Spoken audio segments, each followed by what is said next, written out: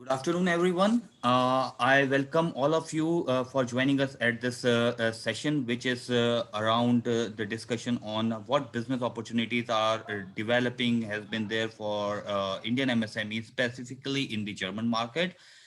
We have with us today Dr. HP Kumar. He is the former CMD of NSIC, National Small Industries Corporation, and currently Director External Affairs for Power to SME. We also have Mr. Deeban. He is the Indian German business consultant with European Asia Business Connect.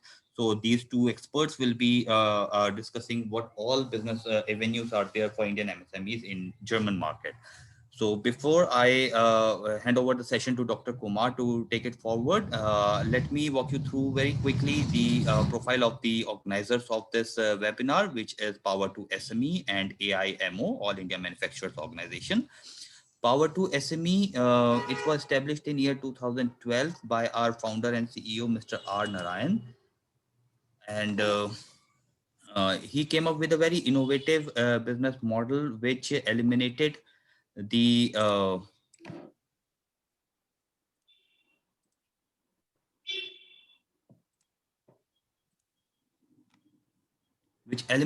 intermediaries in the supply chain of majorly used raw material from the big manufacturers to the small MSME manufacturers.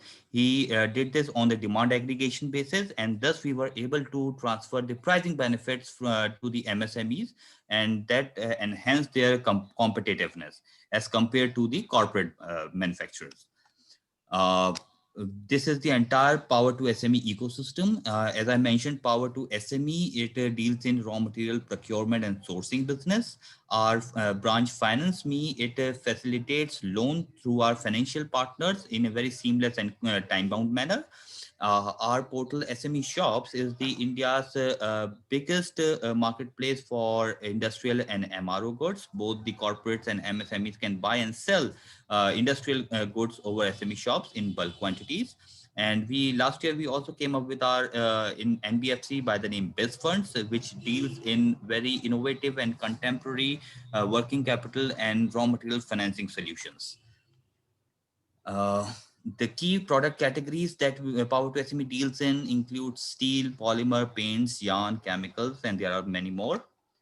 The major industrial segments that we cater to includes automobile, agriculture, electronics, textiles. Infrastructure is coming up very fast. Uh, we are an invested company. Some of the most reputed venture funds in the country, they have invested in us. To name some is Inventors, Kalari, Excel. Nandan Nilekani is one of our strategic investors. We are also funded by World Bank through its financial arm, International Finance Corporation.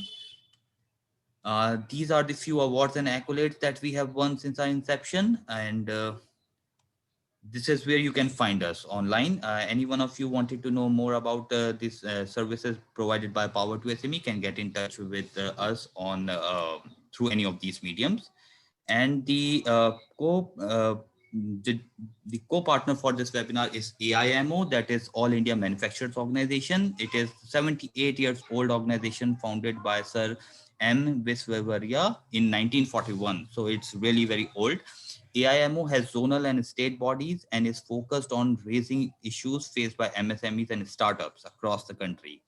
AIMO is the national body with representations across numerous national and state boards like ESI, PF, and railway boards.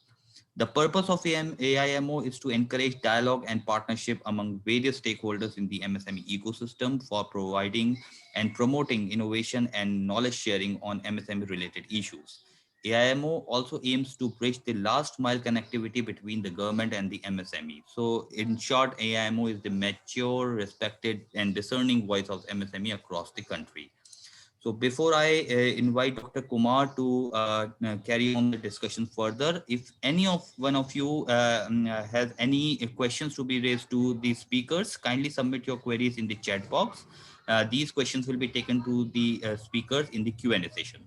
So with these words, I now invite Dr. Kumar to kindly take the discussion forward. Over you to Dr. Kumar. Thank you, Zumair. I think you have introduced the subject very well, and it's a very interesting subject that we are going to discuss today. the opportunities in the European markets for Indian businesses and particularly the Indian micro, small and medium enterprises, Indian MSMEs, with particular reference to Germany. Of course, Germany being a very prominent and very significant part of the European Union. So we have, in fact, an expert on Germany, and he will be speaking on, particularly with our possibilities of interaction, business interactions with Germany. But let me give you a perspective about Indian businesses, opportunities, and scope of working together with the European Union, which includes Germany also. Well, after the Brexit, the and the deal signed between UK and European Union, tremendous opportunities have further opened up for the Indian businesses and more particularly the MSMEs. I think both sides have welcomed this. There has been a lot of excitement in Britain for this Brexit deal, but at the same time, India also stands to benefit from this Brexit in a way that India has the opportunity of now signing separate deals, free trade agreements with European Union, EU, and Britain. The movement of people, which has been a major issue between the European Union and Britain as well as India, I think to a large extent will benefit India because of the restrictions being imposed by Britain and also EU, because otherwise free movement of people was there between the two unions, and in that case they were depending on inter-sea transfer of people, leaving other Asian and particularly Indian people outside, and with a lot of selective criteria. With the Brexit, it is understood and it is appreciated that Indian professionals and movement of Indian experts and technocrats will have better opportunities in both sides, particularly the Britain. Now, there are various sectors of manufacturing where India has been strong, particularly the IT and pharma sector and software, hardware, both. But then there are certain other areas and services, particularly the services India has been very strong. But looking at the hardcore engineering, hardware, and also technology, the Germany and European Union are very strong for Indian businesses. Now, how do we proceed? I mean, what is the way forward for expansion of the relationship, business relationship between the two sides? One is, of course, we sign free trade agreements, FTAs, separately with the European Union as well as Britain. And the other way is that you have one-to-one contacts through joint ventures and technological transfers and technology tie-ups, which has been, of course, an ongoing process, but then it will open up further avenues also. Let me give you some perspective, those who may be interested in knowing as to what India has to offer and how can India be marketed to European Union, including Germany. Let me give you a brief perspective. And first of all, India's ranking in the ease of doing business, of course, we all know, has substantially jumped over the last 4 to 5 years. And it's an ideal destination now for setting up business or manufacturing base. The government has introduced a number of business-oriented reforms and has cut red tape as far as the new manufacturing setup is concerned. There are a lot of companies which are interested to shift now to Indian basis. And specific action points which India has implemented are really very helpful for setting up new business enterprises, particularly the foreign companies which are not only setting up new businesses but also trying to shift their bases from other manufacturing areas. Now, let me give you 10 points which are really very attractive for foreign businesses, whether they are from EU, European Union, and or Germany or anywhere other places. First is introduction of performance linked incentive scheme. You must have heard this PLI scheme, which has been introduced by the government of India, that will benefit a lot of sectors. 15 to 16 sectors have been covered by now. And this will provide a lot of competitive edge to businesses being set up in India, because government is going to provide close to 4 to 10%. In some cases it is 8 to 10% also. Financial incentive for the incremental manufacturing. For new businesses, everything is incremental. So that will benefit a lot to the new companies and technology related companies, manufacturing companies particularly. The government has also taken steps to allocate separate land and infrastructure. Infrastructure building, of course, has been an ongoing step which has been going on across the country. We know that infrastructure is one of the priorities. The government has set up a separate infrastructure pipeline for providing financial resources. So, and land bank also, the state governments are readily, in fact, offering lands for the new projects in new areas. Setting up special economic zones is another priority of the government, where the Indian businesses, will get special incentives, particularly the tax rebates, if they have tie-up with the foreign collaborations, and the foreign collaborator and investors also would stand to benefit. Now, the corporate tax reduction, that has been a very, very important issue. I mean, worth noticing. The corporate tax for new business enterprises has been reduced by India to the level of as low as 15%, which comes to, of course, with the cess and little more taxes, it comes to almost 17.5% something. But that is still comparable with the lowest in the world. I mean, it's a very attractive incentive for the new business enterprises coming from European Union or from anywhere. Then cost of logistics being reduced. That is another area where the government is taking a lot of initiatives. Presently, the cost of logistics in India is higher, say around 12-13% of the total cost.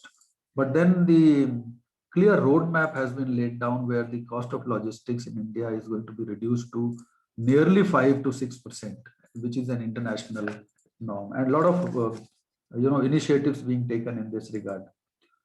Continuous reduction in the cost of funds. Now the interest rates have come down substantially. You can compare them with the international markets. People say that internationally we are getting 2% rate of interest and 3% rate of interest, but in India also now it has come down to almost 7.5% to 8% for the good businesses, which turns out to be almost similar to the international market if you compare, if you take the forward cover of the exchange into account. So, of course, I am not saying that it is exactly the same as in foreign countries. The difference still remains because of the inflationary impact in India. We still have a higher cost of borrowings and funding. But then, as compared to the earlier period of 13, 14, 15%, it has substantially come down to now for good companies, good rated companies, almost 7 to 8%. Now, labor reforms is another area where the government of India has done a lot of work recently. All those old labor laws have been clubbed, and the new 4 labor codes have been introduced, which are really quite helpful for the new business enterprises and also for the existing businesses. For government procurement, the government has set up a target of 25% procurement from the micro, small, and medium enterprises, which is another very good initiative. In fact, for any new company or any joint venture with a foreign company to jump start with their marketing efforts by providing becoming a government vendor, because 25% of the annual procurement of goods and services by the government, all state government, central government, and all PSUs would substantially need a lot of products from the manufacturing enterprises, particularly in the areas of railways, defense, and engineering components, metros, and any area, including services.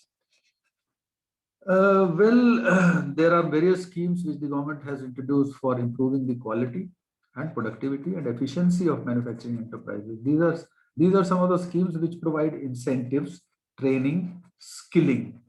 And the purpose is, in fact, to improve the efficiency and become and make the Indian industry and businesses more competitive globally.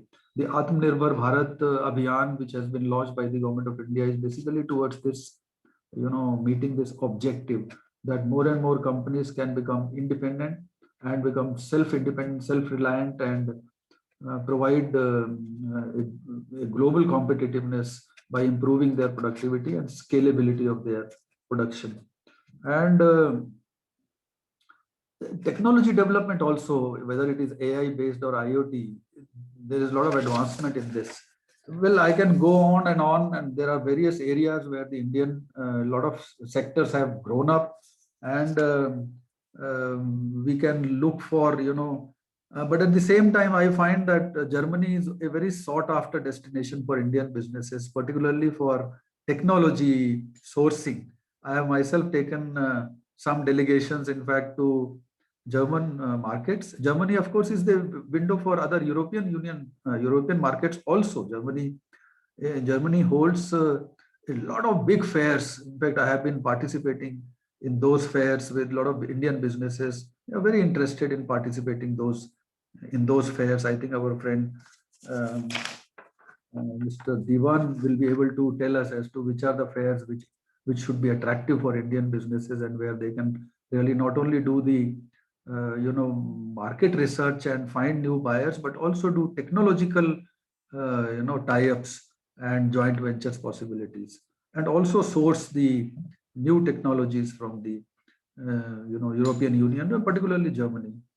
Well, it's a wonderful place, Germany. Of course, I have traveled the whole of Germany by road, and that is how I understand, in fact, what kind of a beautiful country that is, and with so much of ease of doing anything that you do, anything. I mean, ease of doing business is one area, but there is complete ease of living and comfort, and the weather, of course, the climate is superb. So I think I will not take much time. Having introduced this issue, I will invite the our expert now, the guest from Indo-German business. He's an Indo-German business consultant, so he's a professional basically in the finalizing the deals and suggesting as to what is the way forward for Indian businesses, how they can enter the German markets, and through Germany, the other European countries also, of course. So I will introduce Mr. Diban Mathivanan. He is a business consultant in Germany with clients from startups, textiles, and oil and gas industries. He also has organized a lot of events with Germany and Government of Karnataka, Startup Karnataka, and also European partner of Bangalore Tech Summit of 2020. He is currently working closely with UP MSME Forum on FDI and import export. So, I mean, Mr. Deepan, you have a complete knowledge of the ecosystem. What are the expectations of the India? What do they look for? How is the possibilities that we can enter into this area, European markets and Germany, and what are the possible areas where Indian industry and Indian businesses, particularly the MSMEs, can look forward to? So over to you, Mr. Devan.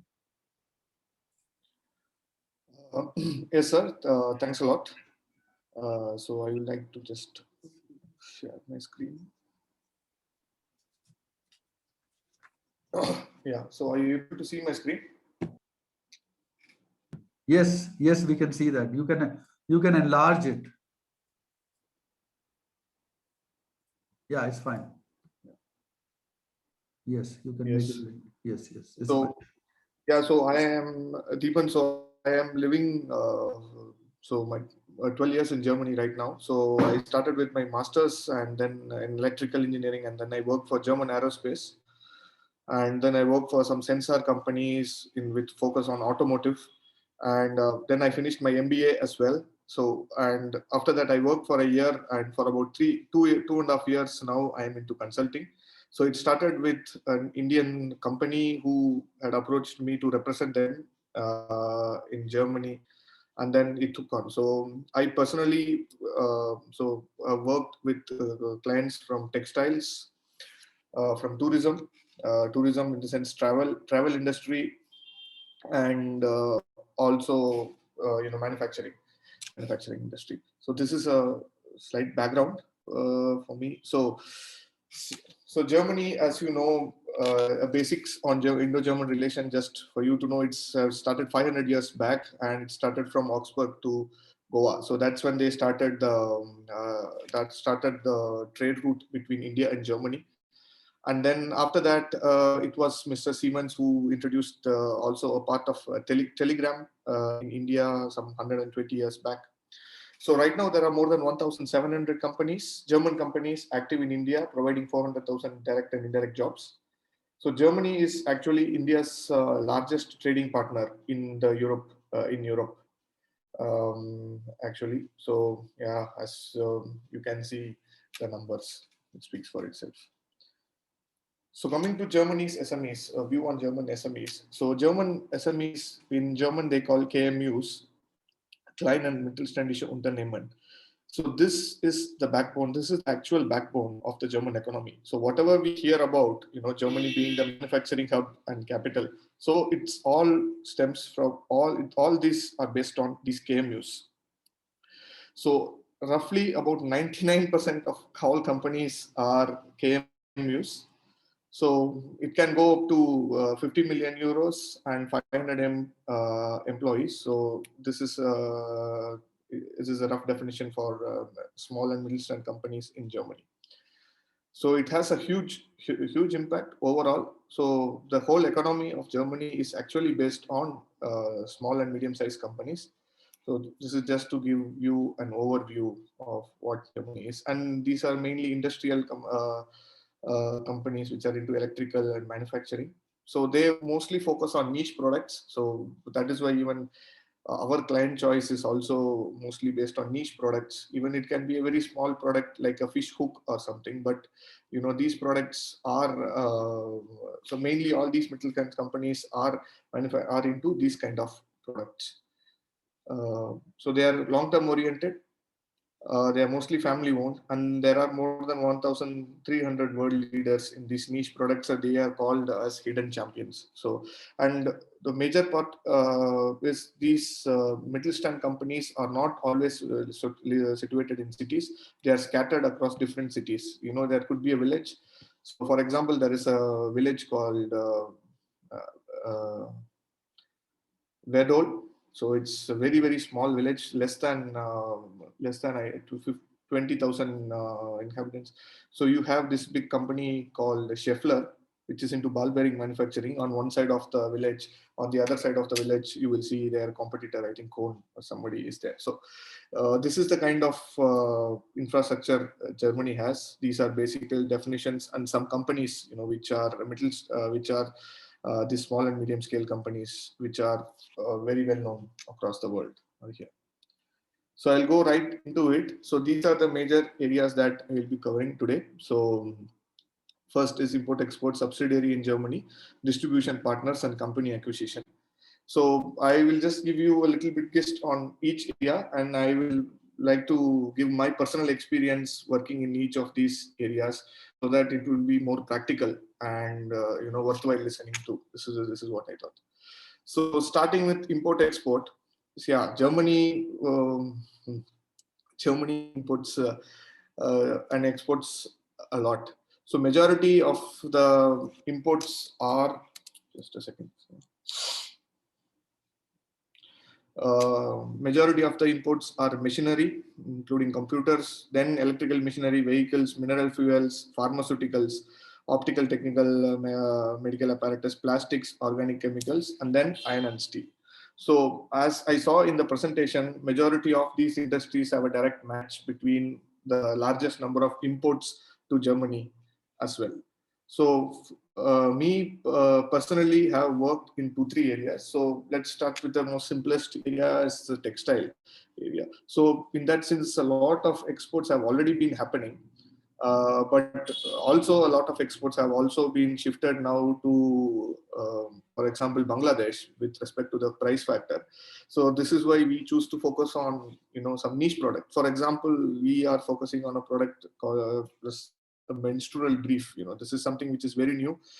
This has a lot of scope right now in the European market. So this is one product that we are focusing on right now. So we will be supplying it to a Czech company, Czech Republic company, and also to a German company in the coming months. So this is one, textile is just one area. And then the next things that we are into it is valves manufacturing. So we had a client, who had a conglomerate of companies, and he want to, export these valves used in automotives and so on. So these are the two areas I have first-hand experience with. Other areas are mainly tourism. So I have worked on we have worked on a tourism project for a train consultant. So it's a train tourism, private train tourism in India. It's a very, very niche area, again, for big corporates in Germany. So this was our focus. As you know, last year and this year has been not very fruitful for tourism. So this is not something that which we are focusing right now.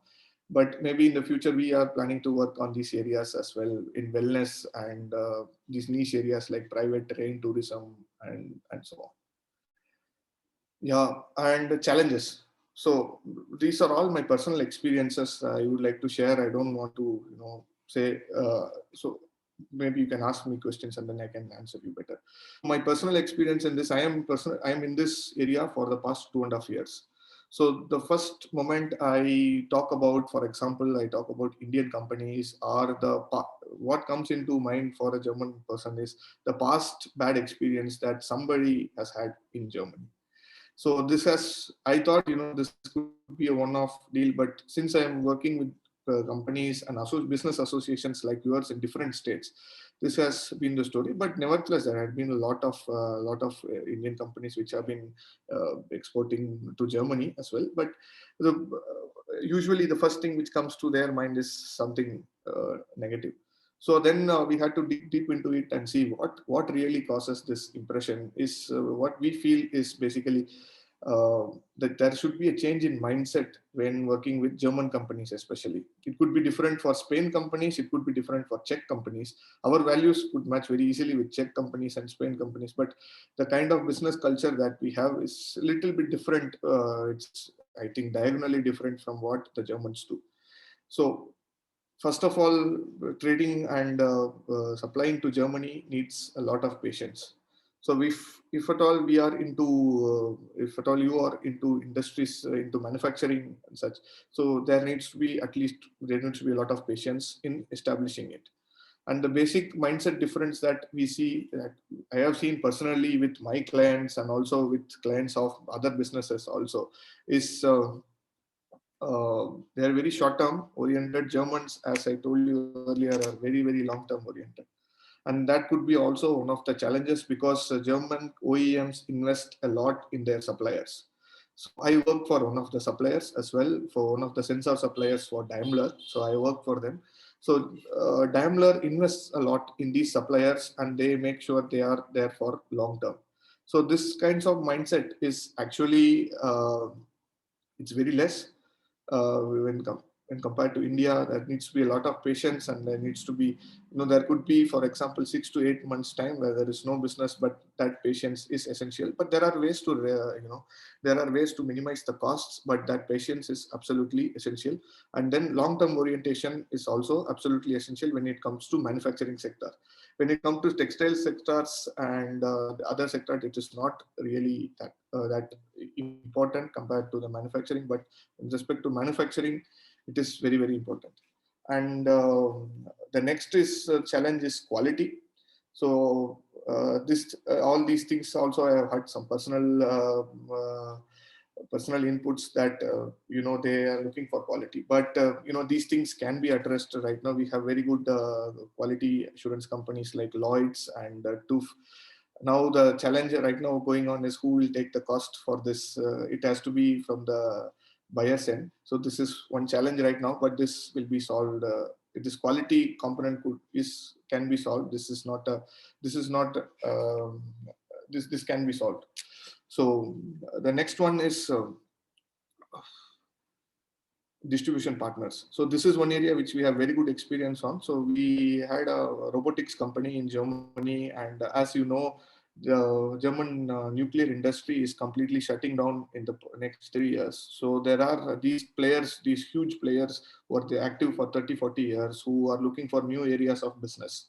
So that is why we targeted this area of nuclear tech. And as you know, India is also already building a lot of new reactors, and some of these products are not just for nuclear reactors, for oil and gas companies, chemical companies, and so on. The same product can be used uh,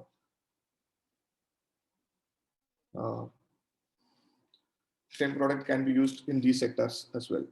So so one thing that we have personal experience on is a robotic product which we found a distributor in India, and he has an exclusive contract for that. So if you can be clear with the problems that, and especially the current situation, the oil and gas manufacturers had good amount of capital to spend on such products. So this made it a little bit easier for us to target this industry as well. So what we also do is we suggest areas to invest, and we also ask your area of expertise, and we source companies, and we inform you, and we see if this is of any interest to you, if you can be a distribution partner for this company, or so on. And the other thing is subsidiary in Germany. Forming a subsidiary in Germany is it's quite simple, and it gives you a lot of leverage, but it also comes with a lot of operational cost. This is something we suggest only for companies which are very well established and which have a clear roadmap already in Germany, which already have some partners who they can work with. So at that point of time, we would suggest a subsidiary. But there are so we work with two, three state governments. So if any company is interested in this, we also provide through the state government. We also provide financial help through credit or through subsidies as well. Company acquisition, this is one area which I would like to focus on a little bit in detail. So as I told you, around 99% of companies are Mittelstand companies, which are SMEs. So in this 83% of companies, 83% of companies are looking for successors. And this has been an issue. We are personally looking to sell one company, which is a virtual reality company, but there are other companies in the market as well. So why is it interesting? Because these companies are very successful, and they are selling the company mainly because they have become old and they want to focus on other things such as their hobbies and so on. So about 40% of the owners are 55 years old now, and the number of entrepreneurs or industrialists who are less than 40 have decreased from 20% to 14% now. So the young entrepreneurs are decreasing and the old entrepreneurs are increasing, which makes it, which right now there are more than 200,000 companies, which could be even more because of the crisis in the market right now. This could be a very good opportunity for the Indian companies to invest. So there are already a lot of Indian companies who have invested in Germany. So these are some of the companies, if you can see it. So this is from 2017, but a lot has happened after that. Also the COVID has come. So these are some of the Indian companies which have invested in Germany. So one of the biggest investment was from HCL. So it was, I think, $3 million investment. So this is just to give an overview of the kind of companies which have invested there. So some are FDI, some are mergers and acquisitions. Yeah. So these are some of our partners in India and in Germany. Yeah, as I was telling in the beginning, so this was one of the event that we organized. The keynote was from Dr. Rajiv Chandrasekhar, who was who is the member of Indian Parliament, and also Ms. Gunjan Krishna from the Karnataka government, who is the Secretary for Commerce and Industries, was also one of the keynote speakers. So this event was focused on bringing FDI to Karnataka. And then the next week after that event, we had organized a startup event from 4 countries in Europe with India as the partner. So again, as you can see from KITS, Mrs. C.N. Meena Nagaraj was the keynote speaker from the Indian side. And this also had opportunities. So this objective of this was to facilitate discussions between startup facilitators like Startup Karnataka and their equivalents in Germany, and also startups. So this was an open and transparent event in which people can fix appointments with each other. And the event was for 1 day actually. So you can fix appointment with each other and discuss future collaborations. So this is something which we are planning to do it again, and we are planning to open it up for all other regions as well. It would be great to have Power2ME and IMO on board. In this way, it gives the entrepreneurs and industrialists in India directly interact with their counterparts and if their competitors or with their future buyers from Germany. So this we will be doing it this year as well. So some of the photos, all these. So it was initially planned to be an offline event and to bring delegation there, and then we had to switch to online. So most likely this year, the first event in June will also be online, but then we are trying to see if we can have offline events this year. So there are many ways basically to reach out to the German companies. So first would be, as Mr. Kumar sir had told, the trade fairs. There are lots of trade fairs. There are all industry, the huge trade fairs for travel, for example, like ITB Berlin. It's one of the largest. It is the largest trade fair for tourism in Germany. In the world. So, and then there is the Hannover Messe. These are two main trade fairs in which, but there are trade fairs with respect to the industry itself. With metal industry, there are trade fairs in Leipzig, in Essen, and there are many. So there are trade fairs based on industry. Also, there are trade fairs on overall industries as well.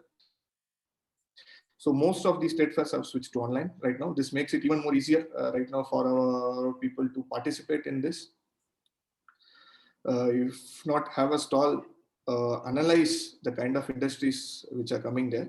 So what we would suggest is to have a 6-month timeline to approach to, if it's an offline event, have a 6-month timeline to approach this, approach these trade fairs. If it's an online thing, at least you need 2-3 months, because you will have exhaustive database of companies which are coming to the trade fairs, which is openly available in the website.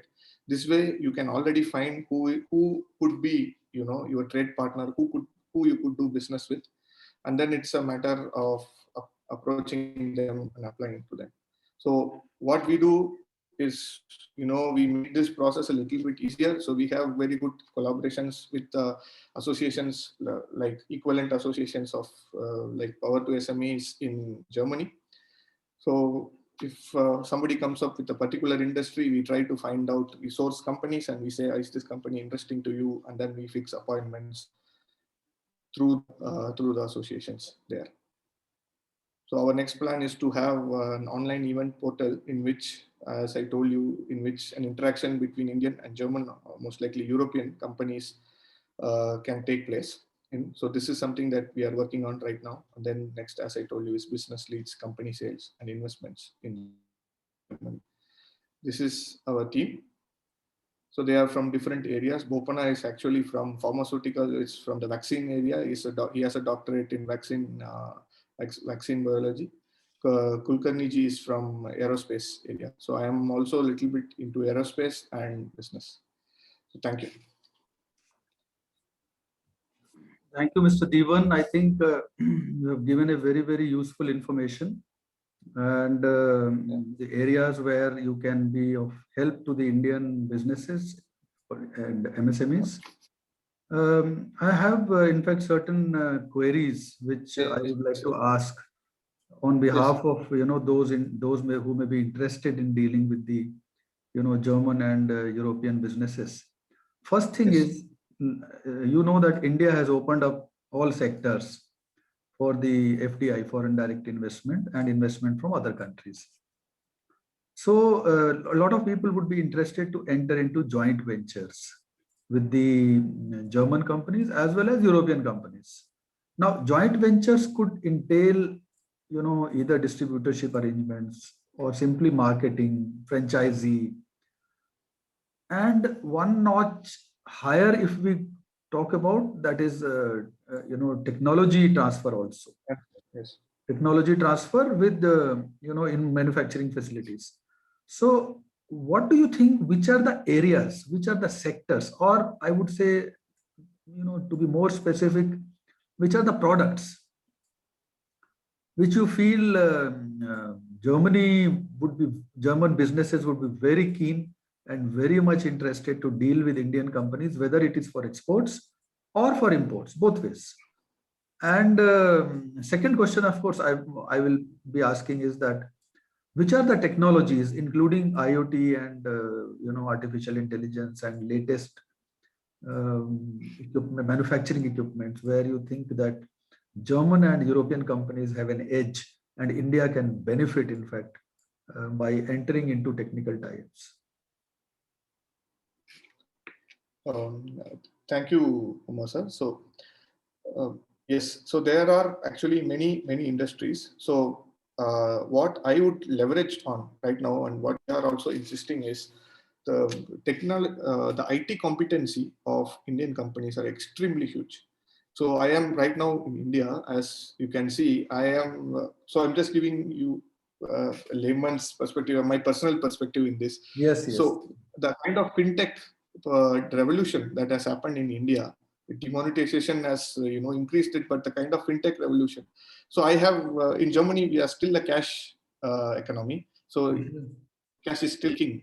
These fintechs are fairly new there, and these first I would really say technological leverage is going to be the largest part with respect to India and German companies.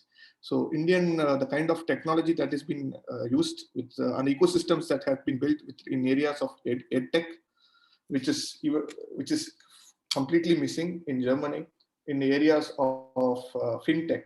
So edtech and fintech are two areas in which India has created huge infrastructures, huge ecosystems. Germany is yet to start now. So this is one thing that we could leverage on. This is apart from the manufacturing sector. But when it comes to the manufacturing sector, I would say the first would be mainly automotive. It's always going to be automotive. And the next thing is a lot of people are trying to push on not just India being the hardware, the software hub of the world, also becoming the hardware hub with respect to this chip manufacturing and etc. So this area has very big scope for India for India. And after that, so we also hear there is this. So this is something that we started to work on, the cruise industry. This is something we know. So UP government has increased the percentage of FDI in cruise industry. So this is something which is very interesting. And then the next would be agricultural, agri-tech. And okay, I forgot. So beyond all that, there is one industry which is going to be very huge. That is the electrical vehicle industry. So I used to work, my beginning of my career was with electric vehicles. So I worked on the wireless charging of electric vehicles. This was my project, and this was awarded by the transport minister. So this is in 2011. So what Germany was in 2011 is India is in 2021 with respect to electric vehicles. So as I already, even yesterday, I spoke to someone who is getting a lot of technology for battery and for electric cycles, battery recharging and so on from the German companies. So this is going to be the biggest area. Electric vehicles actually is going to be the biggest area.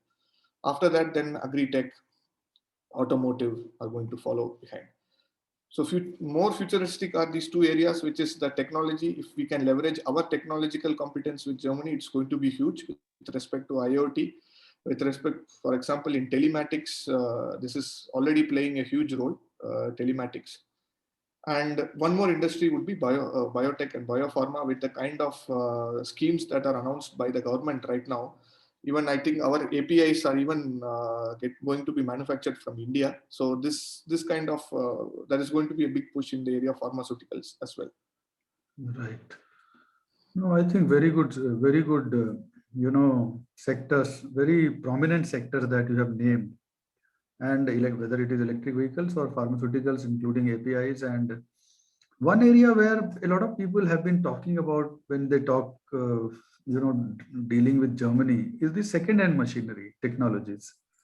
Now, a lot of Yes. people have been very interested in past also, and how is the second-hand market there in, with regard to the availability of machinery equipment and particularly the manufacturing equipments and technologies? And is it that robust and available and which can really benefit the Indian companies or even other, companies? What is your assessment about that? So it is definitely robust. So I spoke to one of the textile manufacturing companies there, and textile machinery companies there. The boss of the textile machinery company. So he used to sell these machines to India. So, but they also operate in India. They had some issues with licensing and so on. But other than that, there is good scope. But COVID has had a very big impact in this. So one industry which I worked with is the medical technology area. So there was a huge. Germany is also the hub of medical tech, med tech. For example, MRI is from Germany, and all X-ray is also from Germany. So it is actually the hub of med tech. So this is going to be difficult. So purchasing any med tech equipment is going to be difficult. Other than that, we can purchase other industrial equipment are available. Again, so we will be knowing much in the next 2-3 months how Germany is going to come back. So only now they have announced the unlock pattern. So in India, it already happened, I think 4-5 months back. So we will know it in a couple of months how it's going to be. COVID has had a big impact in the second-hand industry as well. Right, right. No, I think a lot of people would be interested and they can get in touch with you. Another point that was coming to my mind is regarding the excellent skilling and incubation that the Germans have developed. So how can Indian companies and particularly the startups benefit from that kind of a expertise with German companies and other European companies also?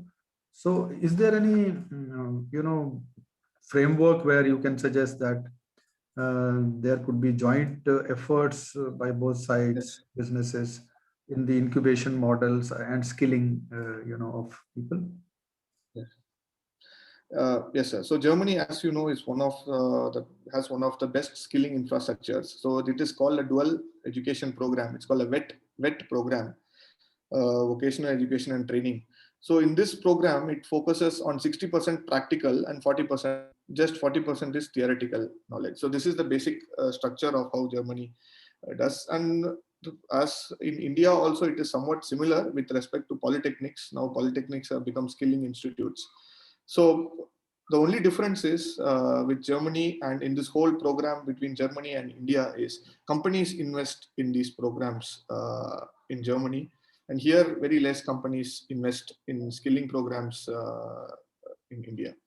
So, for example, a person who joins right now with NSDC and the skill ministry, I see a lot of people are getting skilled in a lot in this area. But it could be improved if companies also invest in this, be a partner, create a corpus fund and be a partner in stipends and so on. So this is actually the challenge. This is why nobody is able. There are some people who are doing it on a one-to-one basis, bringing German skill development to India. But without the company's involvement, it's very difficult to replicate it on a big scale. And I have my last question before I go to Zumair for questions from the audience. The last question is, what are the other services that you feel that there could be collaboration? Which are the services? I mean, tourism could be one. Transport, of course, electric vehicles you mentioned, but IT, of course, is there. That is evergreen.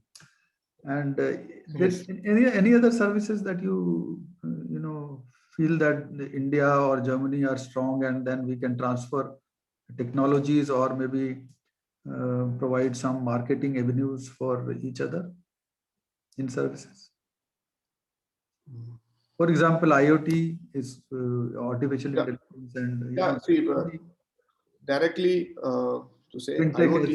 So fintech. IoT in manufacturing, IoT in manufacturing from Germany to India. So, and then artificial intelligence on other areas with respect to IT from India to Germany. Yes. And so another industry which I think is also going to grow in India a lot is the esports industry. So right now we are speaking to an esports concern in Germany to invest in India actually. So they are the esports, basically this online sports and so on. And next is financial services. Yeah, Actually. that you So mentioned fintech services and fintech fintech services. platforms that you.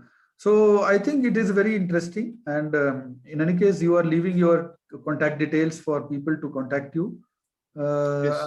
I think my questions are over. I would like to now ask our colleagues from Power to SME, Zumair and Sudhamini, in case there are any questions you can ask. Good evening, sir. We have some questions, and so the first question that I would like to lead in with, you talked about the Mittelstand system in Germany, and Yes. and how it contributes to the economic prosperity, industrial prosperity of Germany. And one thing that we have read about is that in India we have the majority of enterprises we have are micro, and then we have small, and then we go on to the large. So we face the issue of the missing middle in India. How can we learn from the Mittelstand model so that we also can contribute similarly to our economic growth with a boom in the in the medium-sized enterprises? Yeah. So Diban, would you like to answer? Yeah. Yeah, please go ahead. Yes. So just give me a second. Just structure the answer.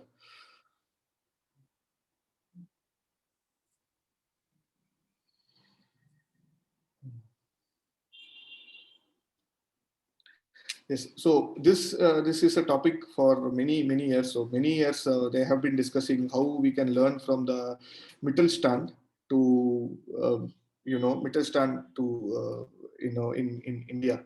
So the major success of the Mittelstand comes from the structures and the hierarchy, the structures they have had, in the sense that, for examples, associations like you will play a major role in boosting these industries in the middle. So this is number one. There has been clear structure, clear for financing and know-how transfer. So the business associations have been very active in doing it. Business associations, other than doing business, have also been educating people. So they are also in the process of education, in the sense, if at all somebody wants to export something, how to make this particular company export ready, what are the things XYZ which are needed to make a company export ready. So, and then certify them, okay, this company is export ready, certified by XYZ business organization. So this way it makes it easier for the buyer to, easier for the buyer to know that, okay, this company is actually export ready. They have been, because it is certified by some business association or a chamber of commerce or so on. So in this way, Germany has been extremely successful. And then there has been heavy investment by the government in R&D. And most of these Mittelstand companies are B2B companies. This is one other thing. Most of these Mittelstand companies are B2B companies. They are not B2C companies. So this way they help each other. That is why I told you the companies invest in these. For example, Daimler invest in its suppliers. We invested a lot in the company I worked in personally, and then they get back the product from them. This has been the norm there. So if companies can invest in their suppliers, and if there could be a clear structure and proper education model for the for these industries, I think they could be very successful. This is just my opinion. Yes. So Damini? Yes, sir. Sir, you had such a good interaction with Mr. Chakravarti. We've covered a lot of points, and I think we've covered a lot of our questions in it also. However, there is one pertaining to exports in the defense domain coming from Commander K. Swaminathan. I think it's better if he asks this question himself. Sir, can I please request you to unmute yourself?